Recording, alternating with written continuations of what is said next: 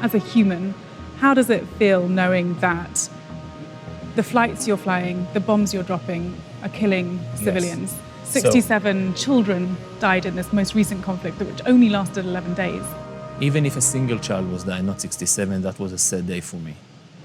We're not counting heads. I mean, if it's a single guy was dying, innocent guy, I was feeling that maybe there was something that I could do better. But you fight in a very, very strange situation.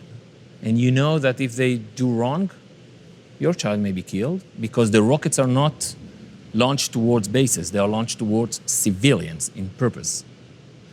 And the only power you have is that you know that you do exactly the opposite. You go with the jet to shoot against terrorists. I mean, as a father, you know, when you see on the news images of parents dragging out their children from rubble, from bombs that you've dropped on them, do you take responsibility for their deaths? Well, responsibility is a big word. But remember, at the end of the day, our mission is to defend Israeli citizens. And as long as rockets are being shot from Gaza Strip towards Israeli citizens, we have no other option as an IDF. How much of the munitions that you're using or the jets that you're flying are made in America? So most of them are made. In this operation, most of the things that we used are made in the United States. How much cooperation is there between the US Air Force and the Israeli Air Force? A lot. With CENTCOM and EUCOM and AFCOM, we share a lot of things together, practice together. So they're a pretty crucial partner in all of this? Definitely.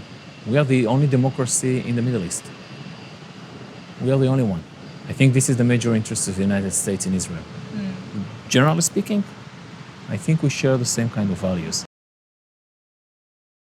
When I was the Prime Minister of Canada, I was often asked this question: why do you support Israel? My response, in effect, was always the same. Why wouldn't I support Israel? Why wouldn't I support a fellow democratic nation where open elections, free speech, and religious tolerance are the everyday norm? Why wouldn't I support a country with a vibrant free press and an independent judiciary? Why wouldn't I support a valuable trading partner and a wellspring of amazing technological innovation? Why wouldn't I support our most critical ally in the Middle East and in the international struggle against terrorism? In a rational world, in a world where simple common sense prevailed, the question, why do you support Israel, would be like asking, why do you support Australia or Canada? But we don't live in that rational common sense world.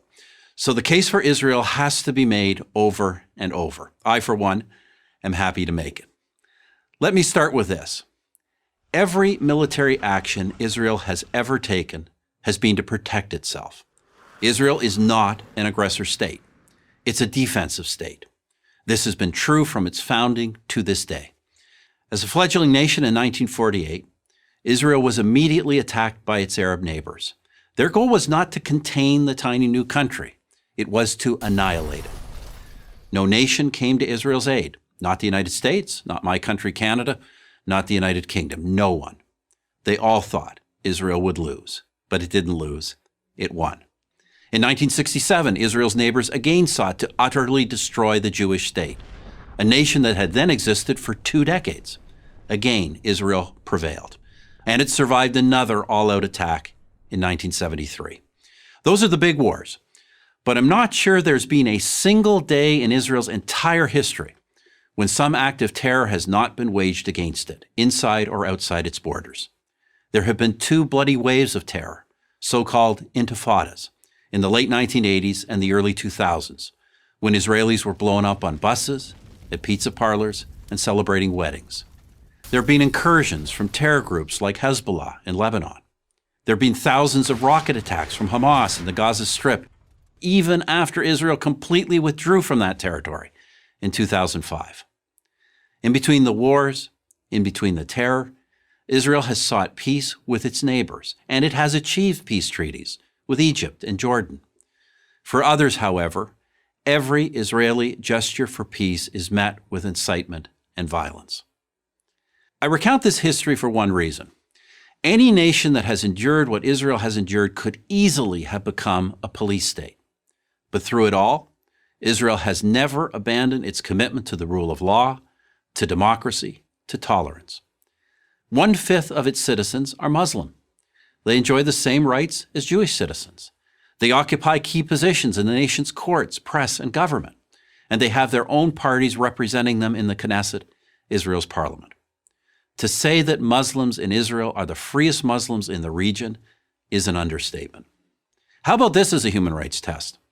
Prisoners in Israel, be they Jewish or Arab, are well treated, well fed, and have access to the best possible medical care.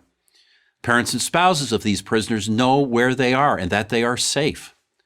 Who else in the region but Israel can make that claim? Through all the wars and all the terror, Israel has survived, and especially in the last 20 years, it has thrived. It's known as Startup Nation, and with good reason. Key components of your cell phone and your laptop were designed in Israel. A drug or a medical device that has saved your life or the life of a loved one may have been developed in Israel. Yet there are leftist politicians, activists, artists, academics, and college students who devote their lives to denouncing Israel, calling for boycotts, demanding it be cut off from academic and professional societies. Do they denounce the Palestinian leadership that hasn't held an election in well over a decade? Do they denounce the leadership of Hamas, who use women and children as human shields to protect their fighters? No, they denounce free, vibrant, democratic, innovative Israel. With all the brutal and violent regimes, not only in the Middle East, but around the world, how is one to explain singling out Israel for condemnation? Sadly, only one explanation fits: anti-Semitism. Do these haters of Israel question the legitimacy of any other democratic nation, of any nation for that matter? Of course, the answer is no. Somehow, they only manage to oppose the Jewish one. The State of Israel has now existed for 70 years. It is one of the freest, most prosperous, most successful nations on earth. Why do I support Israel? Why wouldn't I? Why wouldn't anyone? I'm Stephen Harper, 22nd Prime Minister of Canada for Prager University. Thank you for watching this video. To help keep PragerU videos free, please consider making a tax-deductible donation.